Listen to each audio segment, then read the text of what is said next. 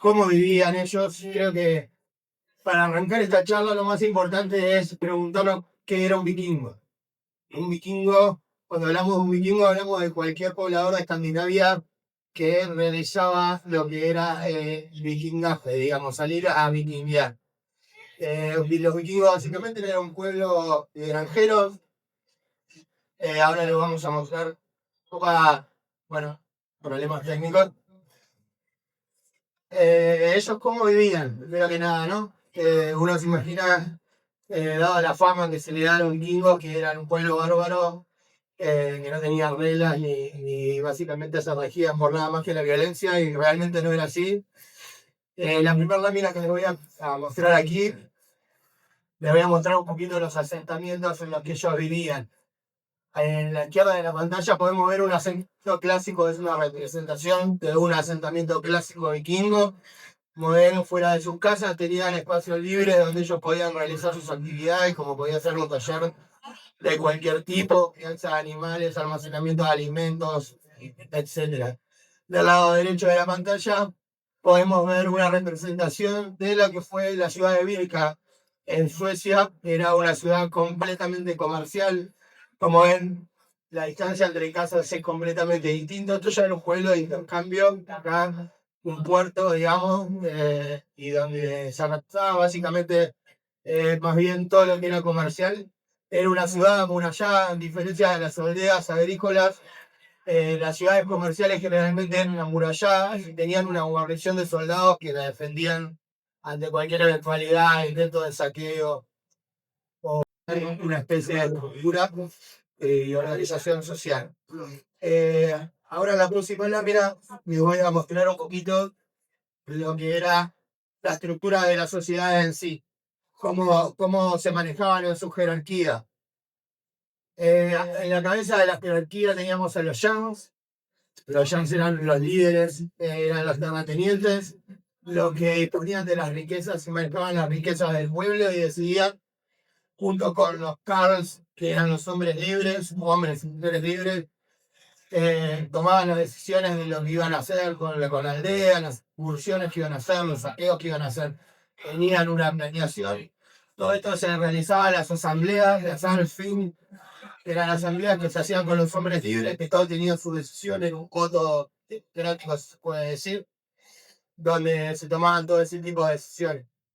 Pero que eran esclavos, se podían hacer como esclavos y tenías un amo que si vos mostrabas tu valía, la sociedad vikinga te daba la oportunidad de vos poder finalmente terminar siendo un cargo y tener decisiones en el pueblo como lo tenía cualquiera de los otros ciudadanos. Cuando hablamos de los Carlos hombres libres, todos tenían sus distintos oficios, teníamos herreros, eran excelentes orfebres y manejaban muy bien también la agricultura. Eso en invierno ellos no lo podían hacer, entonces tenían otro tipo de actividades, incluso el vikingaje. Y los Carl eran excelentes artesanos, eran la espina dorsal del comercio. Ahora a continuación les vamos a mostrar algunos descubrimientos arqueológicos de joyería, sobre todo, y artículos que se encontraron que eran hechos por este. Como ven acá a la izquierda de la imagen, esto es el tesoro de Galloway, Escocia. Como ven, joyería del primer nivel, impresionante el detalle que manejaban en cuanto a lo que era joyería y ornamentación. Ellos ornamentaban todo muy poquito los bikinis siempre. Del lado derecho de la imagen pueden ver una hacha francisca, como aquella como esta que tengo acá, que ahora vamos a pasar a mostrarles para que la puedan ver. Completamente grabada, con técnicas primitivas y incrustaciones en oro, incluso era completamente artesanal, no había método industrial en esa época. O, por ejemplo, este broche con todos los nudos nórdicos, impresionante el detalle que manejaban. Todo esto lo fabricaban los artesanos de los pueblos vikingos. Y como detalle curioso, un peine que fue encontrado, que se encontraba mucho en tumbas, contrario a lo que no se piensa, el vikingo todo peinado, todo feo, no, el vikingo era muy higiénico en el estándar, digamos, de limpieza que se manejaba en esas sociedades. Los vikingos se vaciaban una vez a la semana, se cambiaban la ropa, incluso se decía que antes de las batallas se estilaban peinarse.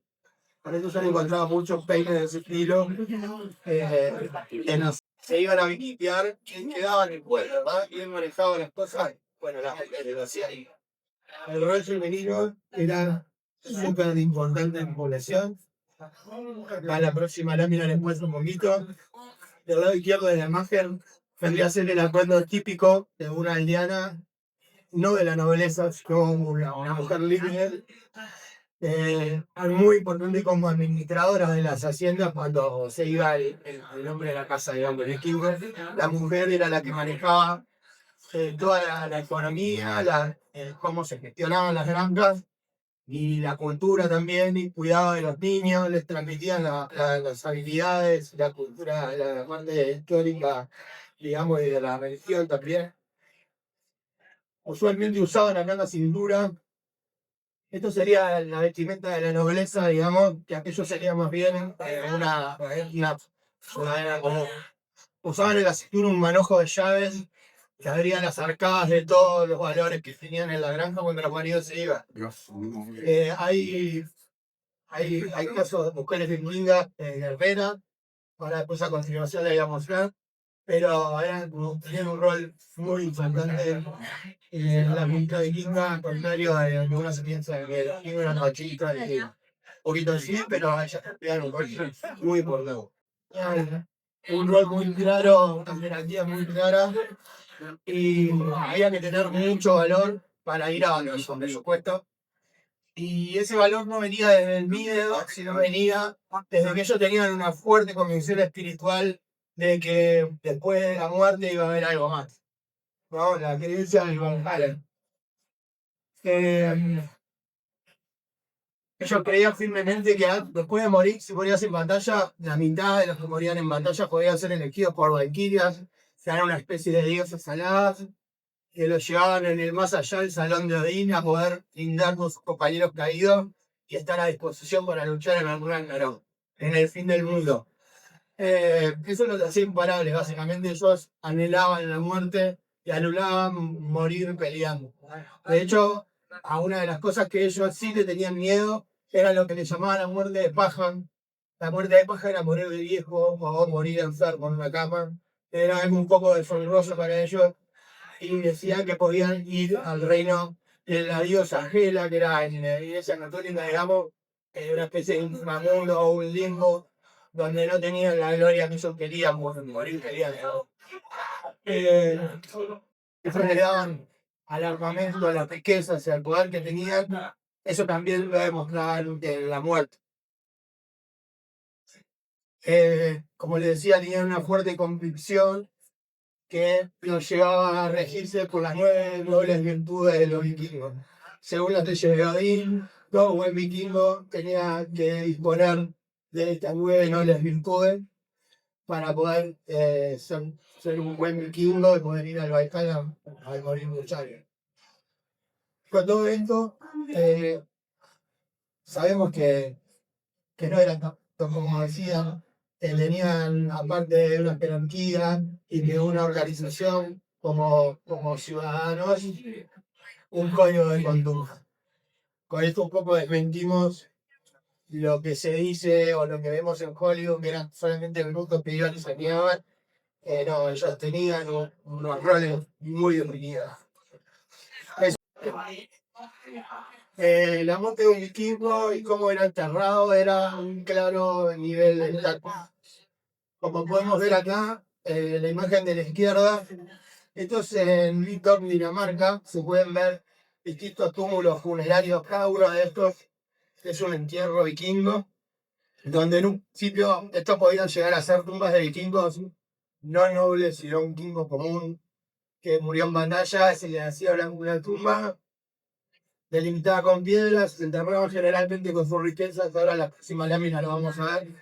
Como también había casos de pequeños reyes o yams que podían ser enterrados como algo así. Entonces el Oper sería el barco de Oper de Noruega. Fue encontrado este de acá, así como lo vemos acá. Esto era un entierro de un jarl o un rey. donde la enterró con toda su riqueza, con sus caballos, con las mejores armas y ropas que disponían, e incluso a veces sus propios esclavos se ofrecían como sacrificio para acompañar a su jefe al Valhalla.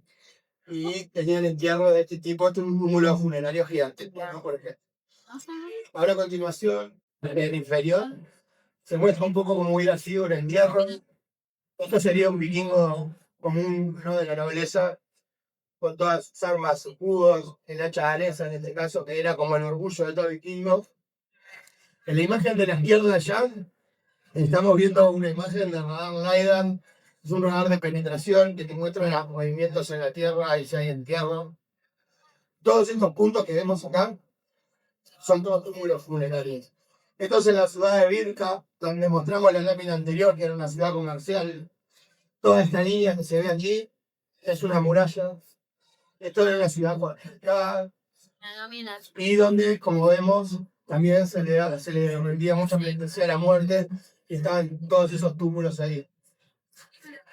El misterio de del túmulo BJ581. Durante muchos años, primero se encontró este hallazgo, que era un vikingo, se veía que era de la nobleza porque había sido enterrado con sus caballos.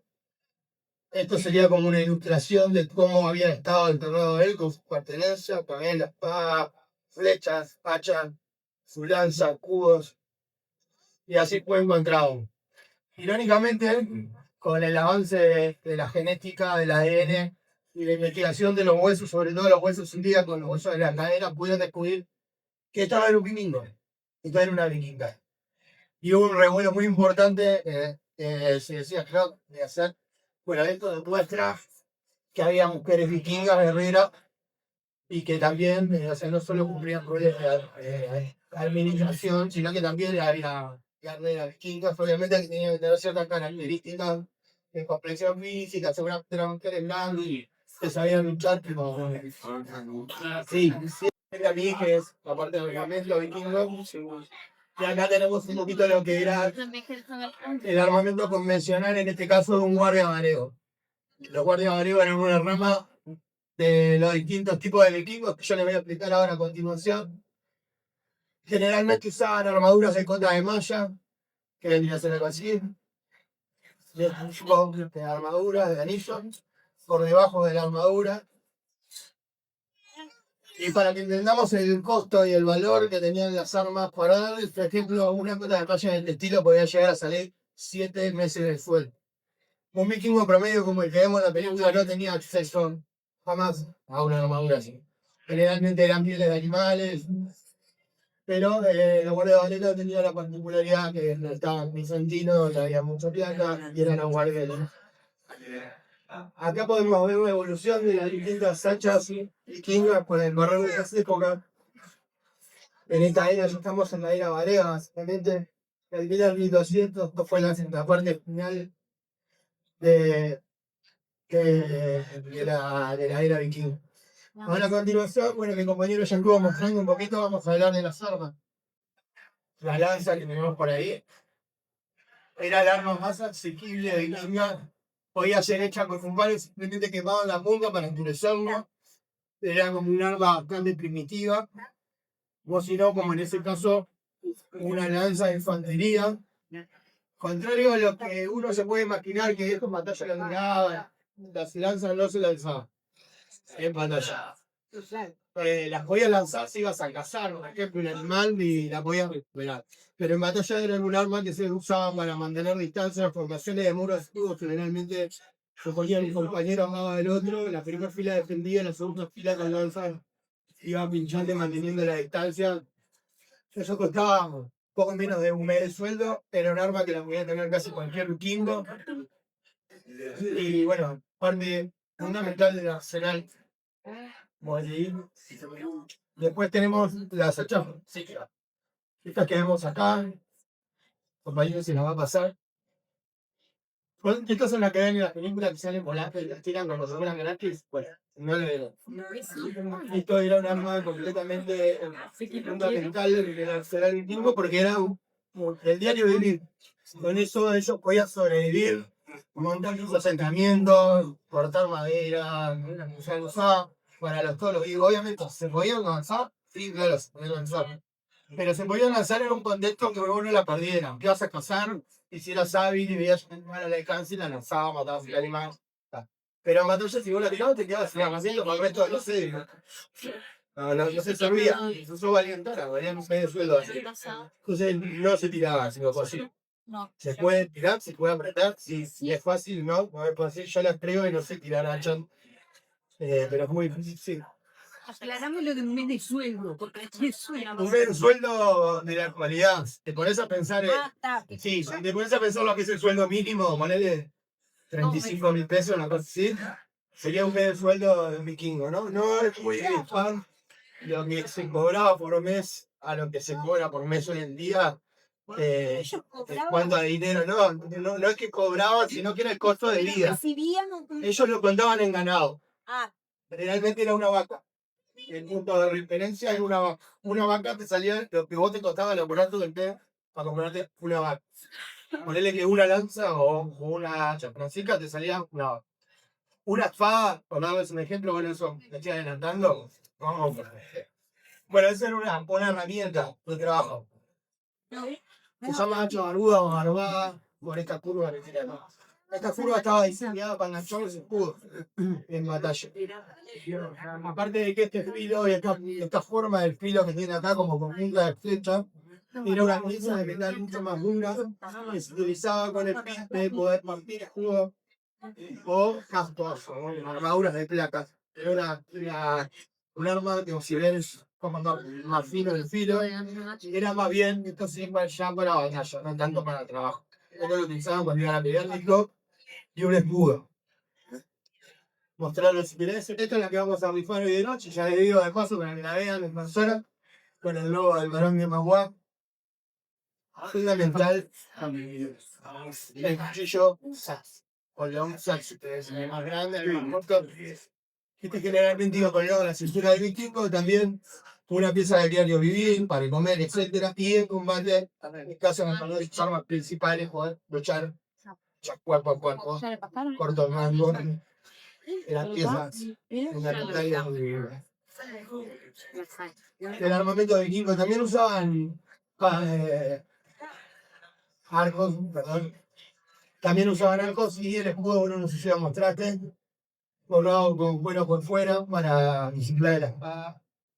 Eran una pieza inalcanzable con vikingo promedio. Eso que vemos en las películas de que todo el mundo tenía espada, no era cierto.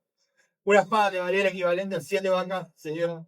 7 vacas una espada, muchísimo. Igual que una cota de mayo, tenía más o menos el mismo valor. Generalmente las usaban los yang o los o pequeños reyesuelos, digamos. No era algo tan común en el ejército vikingo al menos. Bueno, a continuación les voy a mostrar un poquito la recorrida que ellos hicieron por el mundo, ya que hay 3 ejes. Si nos ponemos a hablar de lo que vikingo se refiere, como hablábamos de vikingo, era de quién salía vikinguear. Habían 3, teníamos los noruegos, los daneses y los suecos. Creo que primero que nada podríamos hablar de los vikingos daneses, que era un poquito de los más conocidos.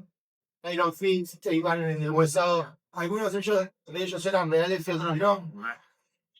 En este caso, creo que la génesis de las invasiones vikingas empezó en el año 793 en el monasterio de Lindisfarne, en una isla sagrada donde había un monasterio que ellos guardaban las reliquias cristianas en Northumbria, de Inglaterra. Ahí empezaron los primeros saqueos, en especial en el monasterio de Lindisfarne, que generó mucho caos y confusión. No estaban acostumbrados, ya habían empezado a dar saqueos eventuales de hombres del norte que llegaban, pero Lindisfarne en realidad fue una marca muy grande porque, bueno, hicieron destrozos totales, se llevaron todas las riquezas y como era un lugar sagrado para ellos quedaron en shock. Fue como el comienzo del marketing de los hombres del norte que venían a conquistar y a saquear las ciudades. Todo de Dinamarca, se llamó el Gran Ejército Pagano. Ellos empezaron a hacer incursiones en toda esta zona bajaron por Europa, estuvieron haciendo toda la costa de la península ibérica, llegaron incluso hasta Italia. Se dice que dentro de estos personajes de los más conocidos que podemos ver en la serie, por ejemplo, Ragnar Lothbrok es mucho anterior al saqueo de Lindisfarne. Ragnar Lothbrok es un personaje mitológico que le habla un poco de la ferocidad de la cultura vikinga. Era como un caudillo famoso que figura en algunas sedas, pero no hay un lugar específico o detalles históricos registrados donde lo encuentren a Ragnar. En cambio, a Ivar de Wesao y a Bjorn Ironside sí, ellos sí estuvieron en la invasión de la península ibérica, sí estuvieron en Italia, hay registros históricos sobre ellos, fueron personajes muy importantes dentro de los personajes de los vikingos daneses. Luego hablar del lejos oeste, perdón, que son los noruegos, como ven acá, Noruega, Dinamarca y Suecia.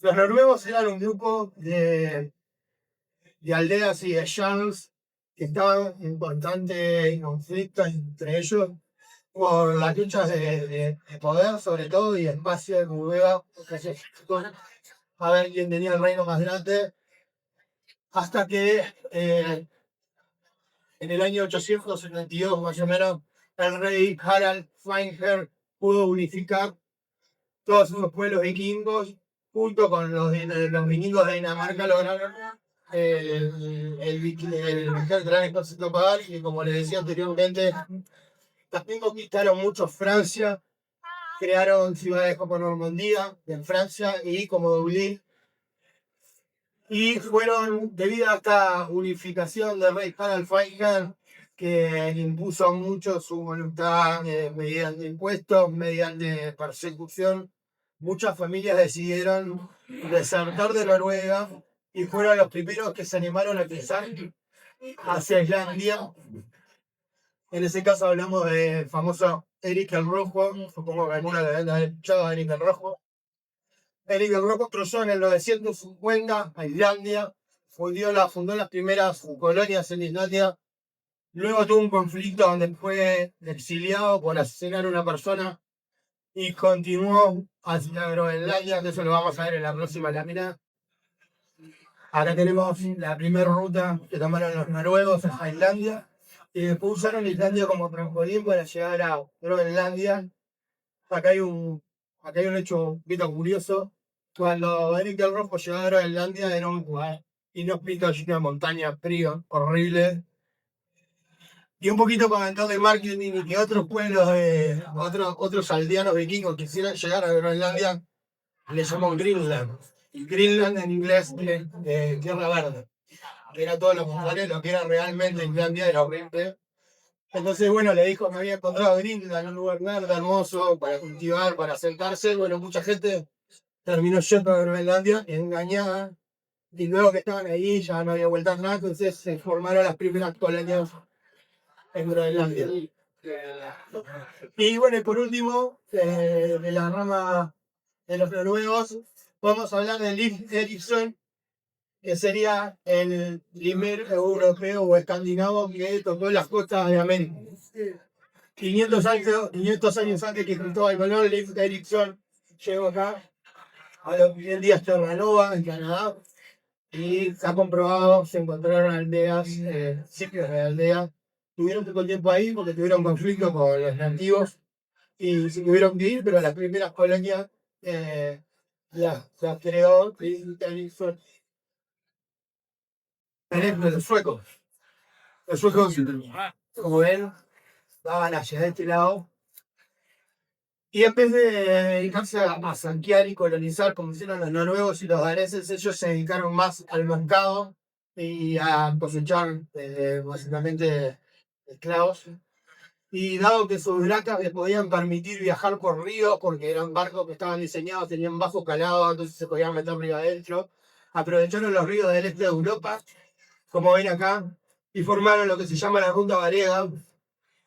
Al ser tan buenos mercaderes y haciendo convenios con distintas ciudades, con lugares donde ellos iban llegando, pudieron formar pronto estados como la Rus de Kiev, por acá, que finalmente es el Kiev que conocemos hoy en día, que en ese entonces era la capital de lo que fue la Rusia. Prácticamente. Esto es una recreación. Constantinopla era una megalópolis gigante, uno de los pueblitos que estaban acostumbrados. Los vikingos que llegaron a Constantinopla no solamente se encontraron con una ciudad que nunca habían visto, sino con una cantidad de riqueza exorbitante. Ellos ya tenían fama, por lo que hablábamos antes, de su convicción en ir en batalla, su agilidad y su habilidad con el hacha danesa, que no vamos a ver eso. Y fueron contratados básicamente como mercenarios. El vikingo, antes que nada, y antes de saqueador y todo, era un oportunista. El vikingo podía trabajar de mercenario, podía traficar con esclavos, con mercaderías, con pieles. En este caso fueron muy valorados por su habilidad y dado, dado su reputación como hábiles guerreros con la danesa, y dado que en ese contexto estamos hablando eh, estamos hablando del año 988 más o menos. El emperador de Constantinopla, Basilio II, estaba teniendo grandes conflictos internos, problemas con su propia gente, lo querían derrocar y pidió ayuda al príncipe Vladimir I de Kiev, que fue la ciudad que nombré recién, que habían creado, y a cambio de casarse con su hermana, el príncipe Vladimir les mandó 7000 guerreros vareos.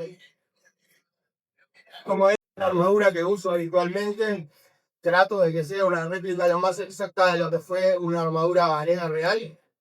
Como ven acá, la armadura varega era básicamente una armadura de laminar con protección, yo no le tengo las calderas, pero protección en las piernas. Eran el tanque de guerra, digamos, del ejército argentino. El emperador lo contrató como su guardia real y dado eso tenían casi que no tenían límite de lo que podían gastar o tenían acceso a armas y cosas que no existían, ningún otro vikingo pudo tenerlo. Esto es como el sumo de la milicia vikinga. No solo por su equipamiento, como ven acá defendimos el mito de los cascos con cuernos. No existía el casco con cuernos. Generalmente esto es un casco vareo completo. Acá con cota de malla en la cara, incluso es como este que tenemos acá. Y eran muy hábiles con el hacha danesa. Era su arma máxima, estaba diseñada como la barbuda, como el hacha barbuda. Podemos ver acá la famosa punta de flecha en el filo, toda la endurecida. Y dado su peso, 1,70 m y 1,7 kg, perdón, y 1,50 m de largo, podían partir escudos y armaduras como cosas. O sea, era como la fuerza de choque del ejército vikingo. Se llamaba muro de escudos y nariz de jabalí. Esta formación era la formación de nariz de jabalí. Como ven, ellos venían y armaban una formación con puntas con forma de cuña que rompía la línea ofensiva del enemigo. Generalmente acá en la parte de la punta de la nariz de jabalí estaban los guerreros más grandotes, los más diestros, para hacer impacto y dividir la línea en dos para luego poder moverse y atacar por detrás al enemigo. Esa es una de las formas más clásicas. Como le decía la Lanza, en este tipo de formaciones se utilizaba por arriba del escudo para mantener la distancia y poder luchar en un espacio cómodo, digamos. Bueno, resumiendo un poquito, llegamos al año más o menos 1066, la creación de la Guardia Valega, lo máximo, la elite de los guerreros vikingos, y podemos definir el fin de la era vikinga como la famosa batalla de Stanford Bridge. Stanford Bridge, perdón.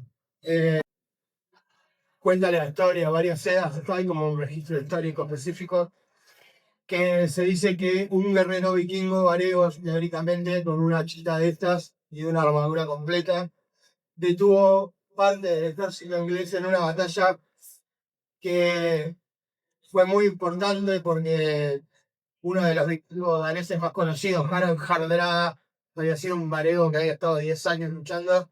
Luego volvió a su país, tocó el trono de Noruega y se fue a Inglaterra a luchar en esta batalla. En esta batalla no solamente ese vikingo detuvo a más de 40 personas, no más de 40 personas en ese puente, finalmente una persona, como ven acá, por debajo del puente, logró pincharlo desde abajo básicamente, pero les dio tiempo para poder que su ejército pueda llegar a luchar.